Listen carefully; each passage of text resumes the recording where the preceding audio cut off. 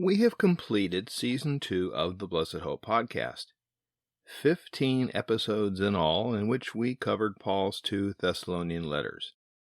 The Season 2 series was entitled When the Lord Jesus is Revealed from Heaven, which is taken from 2 Thessalonians chapter 1, verse 7, which is a text that captures Paul's emphasis in these 2 letters upon the key event in biblical eschatology, which is the second coming or the second advent of the Lord Jesus Christ. Well, as they say, that's a wrap. The obvious question then is, where does the Blessed Hope podcast go from here? What are we going to do next?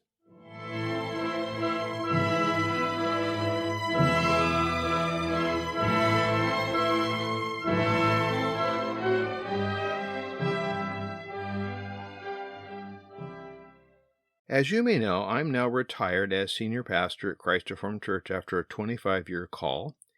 I've also retired from my 3-year follow-up career as visiting professor of systematic theology at Westminster Seminary, California. So I do have a bit more time now, especially without the hectic 180-mile weekly round-trip commute from North Orange County to Escondido and back. I found that I really do enjoy writing the text of the episodes of the Blessed Hope podcast, but recording and editing, well, not so much. But hey, it comes with the territory. Recording the various podcast episodes would be much easier if I didn't live in the flight plan of the local and very busy municipal airport. Since I still enjoy putting together new episodes, I'll continue on with the podcast. Before I talk about future plans for the Blessed Hope podcast, I do want to say thank you to those of you who listen to the podcast. I know it takes a concerted effort to make it through an in-depth study of the biblical text, but the feedback has been very positive, and the audience remarkably continues to grow. Thanks to those of you who've offered suggestions. I've incorporated a number of them into the podcast, and those who made the suggestions will hear them in the pod and then say to themselves, I suggested that. Thank you. With so many good podcasts out there these days, I wanted to do something different. Take a deep dive into the biblical text, concentrating on the letters of Paul, and share the fruits of my labors with my listeners. I've preached through most of the letters of Paul during my time at Christ Reformed Church. I've lectured on many of them, and I did a fair bit of work on Paul during my PhD studies. So since this material is of great interest to me, I really hope my love for the Apostles' letters is being passed on to you. But a hearty thank you for listening, for telling your friends, and recommending the podcast through your social media accounts and leaving comments. Please keep it up, because it works. As I mention in each episode, the purpose of the Blessed Hope podcast is to give you the background to read through the letters we cover. So far, we've gone through Galatians and now both Thessalonian letters, so that you might understand them better. Under normal circumstances, I would take a break after completing Season 2 and then move on to the next 2 of Paul's letters in historical, not canonical order, and that would be Paul's 2 Corinthian letters. But there's a hitch. I have written an expositional commentary on 1 Corinthians for the Lectio Continua series, originally published by Talla Lege Press in 2013. But Talla Lege Press went the way of all flesh, and thankfully Reformation Heritage Books has picked up the series and is currently revising my volume so that it will be available once again. It should be ready in the late fall or more likely the winter of 2024. I'd like to feature that volume as we go through the Corinthian letters, but it won't be available for some time. Decisions. I could begin the series and refer to the book when it comes out, or I can do something between seasons 2 and 3 to shorten the lag time. I began thinking that a short series before Season 3 would give me some time to do 2 things that I really do need to do. First, I'll go through the podcast manuscript for the Thessalonian letters as I did with Galatians. I plan to make an expanded exposition available as a free PDF download for those who have listened to all 15 episodes of Season 2, And by the way, if you've made it through season 1 of Galatians, that download's still there, waiting for you to download it and enjoy it. Second, a short series will give me some breathing room to do more advanced work on 1 Corinthians. I certainly don't want to merely repeat what I've already written, so the format of Season 3 will be the same as Seasons 1 and 2. I've got the time and the energy, and it will keep me busy, so I don't spend as much time chasing the neighbor kids out of the yard. But what to cover in a short series in the meantime? Someone recently asked me if I had a list of all my prophecy conference lectures over the years, and it dawned on me then that I ought to do a short series of lectures as if I were doing a prophecy conference. I had 2 prophecy conferences on my schedule when COVID hit, and both, of course, were canceled. Now that the lockdowns are thankfully in the distant past, I'm starting to see more and more conferences advertised. I'm doing one in October, Lord willing, and like church attendance, conferences too are really beginning to recover. But during COVID, podcasts became very prominent, and I am regularly asked to guest on them.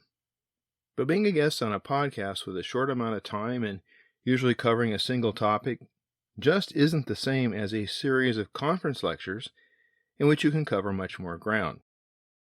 So, here's what I've decided to do. Why not prepare a short podcast series as if I were doing a prophecy conference? I'll revise the material that I prepared in 2019 for the series The Future, which I taught at Christ Reformed Church. Now, a lot has happened since, and there's great uncertainty in the air. Presidential elections are coming, and political tribalism is getting vicious and nasty. We've been through a worldwide pandemic. There are increasing tensions with China over Taiwan, and a war between Russia and Ukraine rages along with the nuclear threat that goes with such a conflict. We've seen the rise of woke ideology, and now the pushback against it. The news is filled with speculation about artificial intelligence, and the list goes on and on. In light of all of that, like many of you, I've noticed a renewed interest in the end times. But most of it is generated by the prophecy pundit industry, which never misses a time of turmoil to turn groundless speculation into the content for Bible prophecy ministries. I get people asking me all the time, have you heard so-and-so's podcast? Have you seen so-and-so on YouTube? And my answer, of course, is no, I read books. Yet there really is much concern from people who are generally worried about the perilous times in which we live. What does the Bible say remains yet to be fulfilled before the Lord returns? So, I'll update the series The Future and present it as though I were speaking at a Bible prophecy conference. And I'll address the topics I usually do over the course of a weekend. I'll start with a lecture on why amillennialism makes so much sense, and then I'll move on to address the importance of a Christ-centered hermeneutic. After that, we'll address what the Bible actually says about the signs of the end, before looking at specific signs such as the role of Israel in the end times, and of course we'll wrap up with a discussion of the doctrine of the Antichrist. And no, I'm not going to suggest any possible candidates. That done, there are a couple of other things I would like to do. I'll produce 2 Nerdfest podcast episodes on the history of American postmillennialism, concentrating on old Princeton. And we'll talk about Jonathan Edwards and the Hodges, Charles and Archibald Alexander, and then B.B. Warfield. And then I'd like to do a couple episodes on Thomas Reid and Scottish common sense realism as a way to address the differences in apologetic method between Cornelius Van Til and B.B. Warfield. That should get us through the summer and even perhaps well into the fall. Then, Lord willing, we'll start Season 3, and I'll tackle Paul's 1 Corinthian letter, which is filled with important and practical subject matter. It's a great letter. I think you enjoy spending time reading it as I go through it. So, this is where the Blessed Hope podcast is headed. A couple of things as I wrap up. Be sure to check out the Riddle blog. That's kimriddlebarger.com. All lowercase, one word, kimriddlebarger.com. I continually post new essays. I update my ongoing series on various books of the Bible.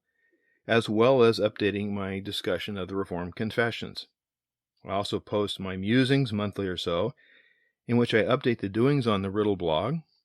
I make book suggestions and brief reviews. I post links to what I think are important topics that you would be interested in, as well as links to, well, let me just say, some weird stuff I think you, my readers, will enjoy. And there's usually a short video or two, and that just exposes my age and my odd sense of humor. Given the tribalism of the time and the culture wars, I'm often asked why I don't address political questions and or cultural issues on the blog or in the podcast. Well, there are lots of folks already doing that, so I stay in my lane. That's biblical exposition and things of interest to Reformed Christians, especially my focus on eschatology, which does deal with some related areas like postmillennialism and other things that are popping up again in Reformed circles. You may have noticed that my Riddle blog series on 1 Peter addresses a number of contemporary issues from a two-kingdom perspective. And in the Thessalonian series, we addressed contemporary sexual mores because Paul does. So that's my preferred way to deal with political and cultural and competing theological positions, by exegeting the relevant biblical texts in which these matters are discussed and then drawing appropriate application for our time and circumstances. Finally, if you have questions raised by what you hear during the Blessed Hope podcast, send those questions to me and I'll do my best to answer them. Questions like that are encouraged, but again, please limit more complex theological questions to email and not post them in the comment section of the Riddle blog. It's very hard to do any kind of a comprehensive answer in that forum. If you have pastoral, personal questions, if you think I'm a concordance, hey, where in the Bible can I find? Well, then I'll instruct you to ask your pastor and send you politely on your way. But questions raised by the podcast are welcome, so use the Contact Me section to send them my way. At some point, I hope to do a question and answer podcast devoted to these questions that have been generated by our time in Paul's letters. So, thank you much for listening. I'm still enjoying this, and a bunch of you are listening, so I'm hoping you'll find the Prophecy Conference series useful, and that you, like me, are really looking forward to Season 3, when we tackle Paul's Corinthian letters.